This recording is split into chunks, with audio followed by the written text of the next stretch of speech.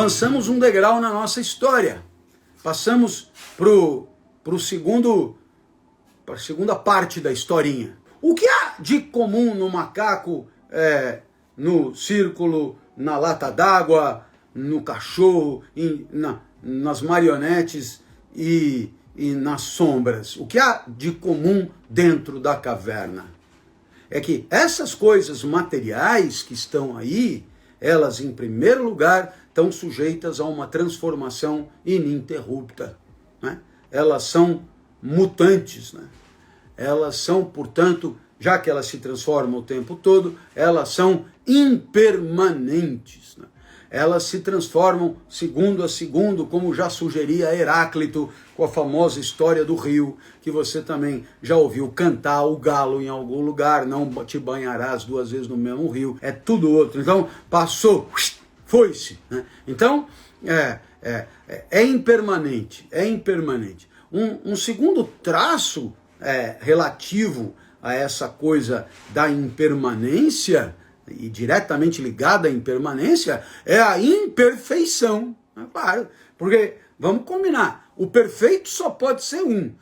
Se a coisa não para de mudar, né, é claro que essa mudança indica imperfeição, porque se houvesse coincidência com a perfeição no mundo material, haveria permanência, ficaria sempre perfeito. Como não para de mudar, é sempre imperfeito. É sempre imperfeito. E uma terceira característica que poderíamos citar é que estão sempre em movimento, né? Mudança, imperfeição e trânsito. Sempre em movimento. Ah, mas um livro não está em movimento. O livro, talvez não, mas o que constitui o livro está. Os átomos que constituem o livro estão em movimento. A matéria está sempre em movimento. Aliás, se os átomos não tivessem em movimento, o livro não existiria. Porque é no movimento dos átomos que as coisas conseguem manter a sua existência, né? Então, é claro que isso aí, essas 3 características são assim, batata para o interior da caverna. Seja as coisas carregadas na cabeça dos marionetistas, seja também as sombras que passam lá na frente, lá no fundo da caverna. Bom, muito bem. O nosso amigo, então, saiu da caverna. E em que ele saiu da caverna? Para quem ficou a vida inteira no escuro, iluminado só por uma fogueirinha, na penumbra, a claridade foi violentíssima, né? Violentíssima. Porque a realidade de que nós vamos falar agora não é mais uma realidade sensível. Portanto, quando a gente diz que a claridade incomoda, é num sentido alegórico. Não é a claridade que incomoda, porque não é mais uma questão de olho, de visão. Aliás, Platão usar a sombra para mundo das coisas sensíveis é um imenso desrespeito com os deficientes visuais. Porque, para eles, essa filosofia aí não serve. Mas, enfim, comentário meu, assim, en passant. Então, quer dizer, agora o cara saiu da caverna. E sair da caverna, curiosamente, é entrar no mundo da alma, né? Porque agora o mundo é o mundo das coisas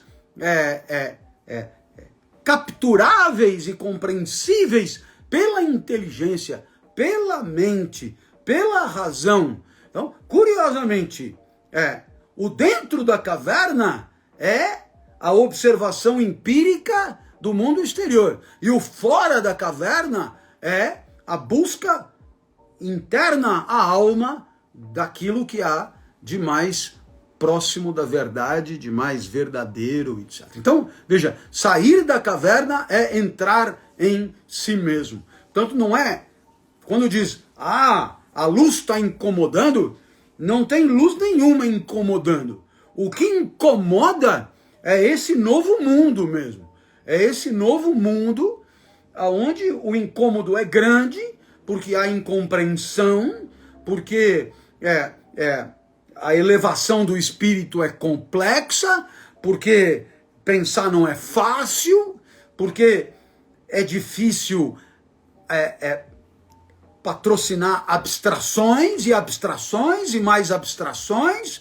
Então, aí é que está. Nós estamos agora no mundo da inteligência. E essa realidade para Platão, essa realidade percebida pela inteligência, é mais real do que a realidade percebida pelos sentidos. Né? É uma realidade do andar de cima, é uma realidade superior, é a verdadeira realidade. Por quê?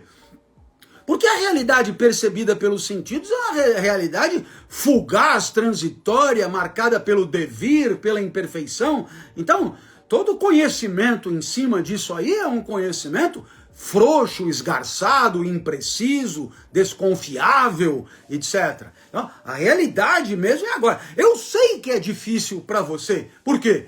Porque você sempre associou realidade com matéria. Né? Realidade com matéria. E o que Platão está tentando te dizer é que a realidade de primeira classe, a verdadeira realidade, é uma realidade espiritual, uma realidade de atividade intelectiva, uma realidade que advém de um processo progressivo de abstrações, propriamente, né? De inteligência mesmo. Então, olha que loucura, né? Vamos voltar no círculo, né? Então tinha lá o cara com o disco de vinil, projetou a sombra do disco na parede e o nosso amigo saiu da caverna, né? E quando ele sai da caverna, a coisa mais que está mais na mão para ele é o que é mais parecido com a sombra.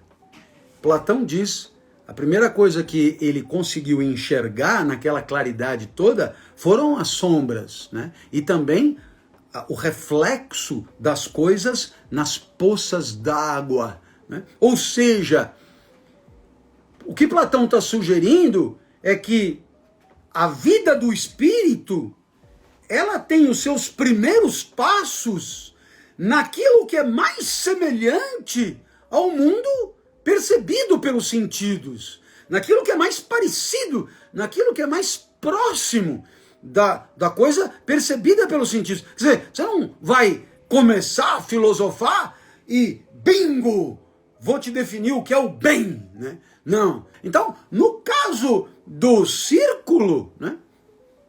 O círculo do disco projetado é imperfeito, a sombra é imperfeita, então a gente sai da caverna e tem a chance de esbarrar no círculo perfeito. E o círculo perfeito não é percebido pelos sentidos, senão ele estaria dentro da caverna. Mas o círculo perfeito é uma fórmula matemática. Então, o matemático, né, ele viu um círculo, viu outro círculo, viu outro círculo, viu outro círculo, viu outro círculo, viu outro círculo, e ele acabou num processo progressivo de abstração, ele acabou chegando a essa definição matemática da circunferência, né? Voltando aqui, o nosso amigo, ele começou a ver reflexo na poça d'água. Agora, você pode avançar para abstrações mais poderosas, como, por exemplo, o belo e o justo. Alguém põe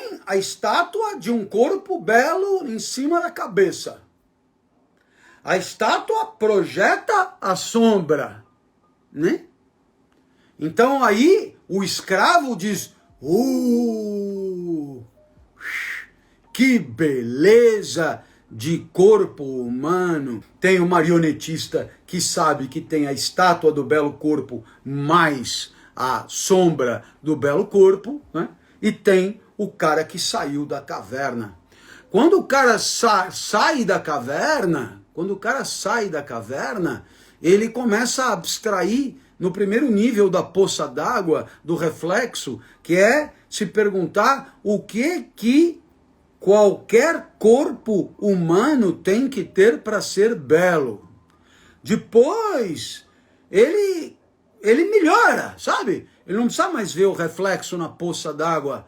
E aí ele já começa a olhar para o céu e para as estrelas. E Platão diz, o cara que saiu da caverna há pouco tempo, é melhor ele olhar para as estrelas de noite, porque de dia a luz é muito forte e ele não aguenta. Então é melhor começar olhando de noite, né? Isso significa, é uma escalada mesmo, né? E aí ele começa a perceber que existe o belo não só para corpos humanos, mas há um belo que respinga em qualquer coisa bela, sensível, perceptível pelos sentidos no mundo. E aí então ele avança mais e ele chega no belo ponto, né?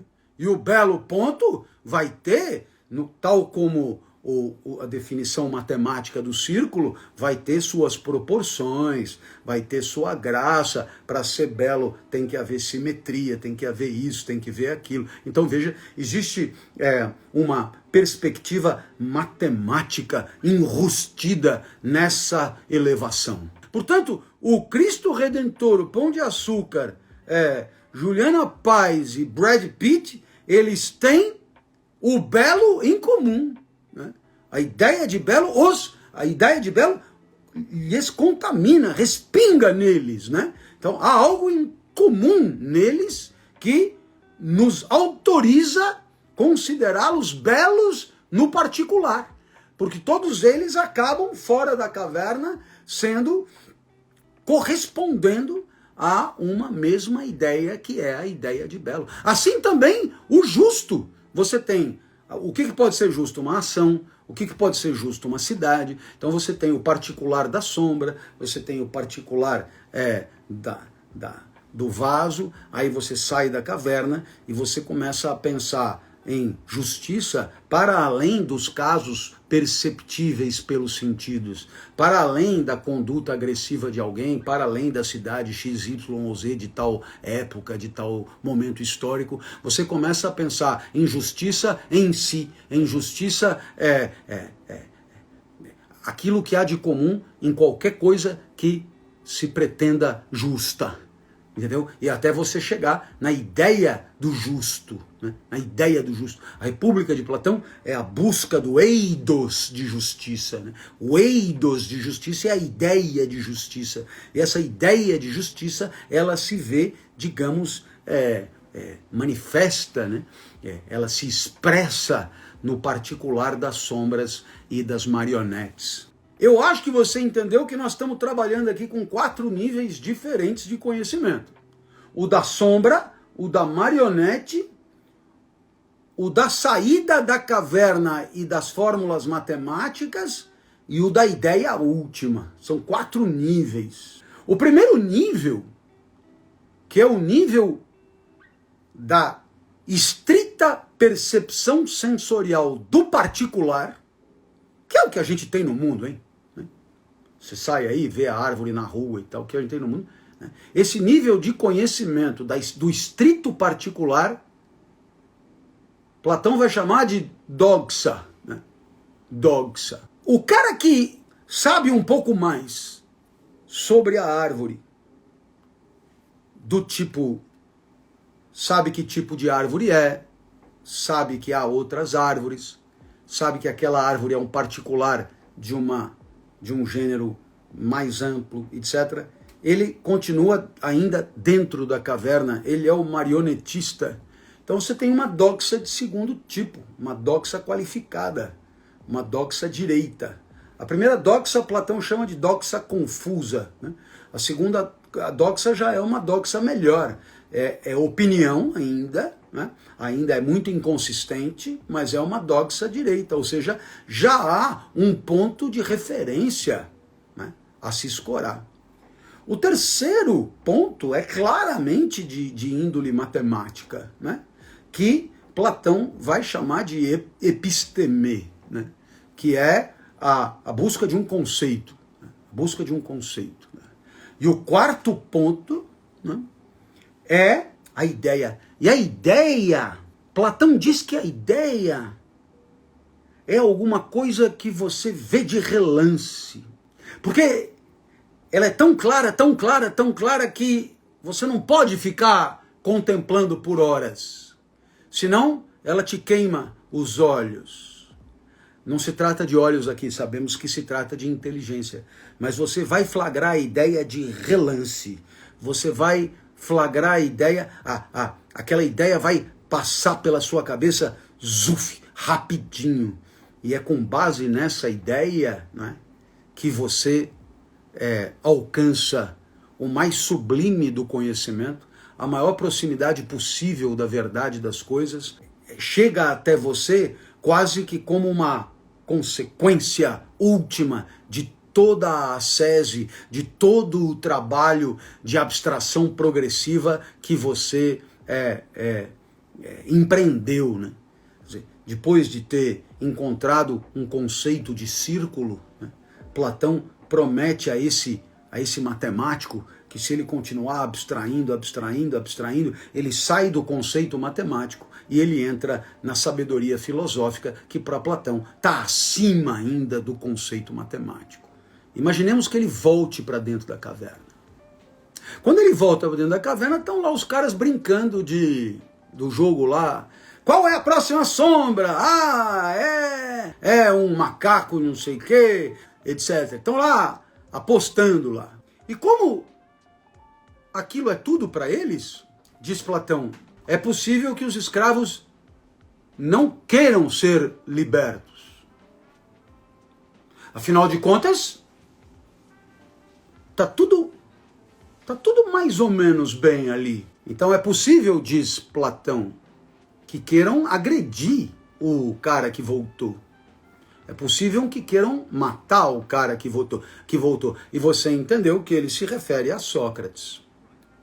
Sócrates que quis voltar, e os diálogos socráticos são essa tentativa de mostrar para as pessoas, né? Sabe, fazer essa conversão. Né? Você está virado para o fundo da caverna, que é o mundo das coisas sensíveis, e você faz uma conversão e você vai no sentido contrário ao fundo da caverna.